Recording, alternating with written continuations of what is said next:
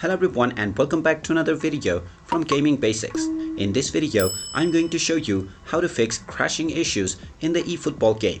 So let's get started right away. If you're trying to play the eFootBall game on your device, but the game keeps on crashing and you are facing various different issues, then there are some things that you can do to make sure that the game works smoothly. The first thing that you need to check is to make sure that your internet connection is working well. So ensure that you are connected to a smooth data or Wi-Fi connection and check out any other application that uses the internet. If they are working just fine, then proceed to the next step, which is to check if the game is updated to the latest version.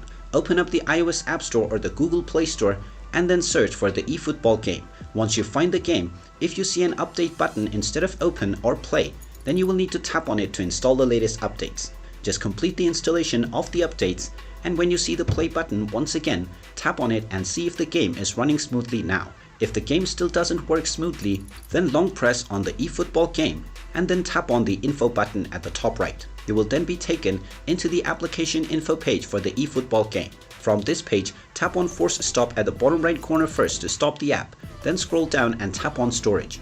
Now from the storage menu, tap on clear cache first at the bottom right corner and see if this fixes your issue. If it still doesn't work, then tap on clear data at the bottom left as well, and this will delete all of the user data. This means that you will need to log into your account once again, but after completing this step, your game crash issues will now be fixed. And there you have it. That is how you can fix the crashing issues in the eFootBall game. If you find this video helpful, make sure you hit that like button and subscribe to our channel if you haven't done so already.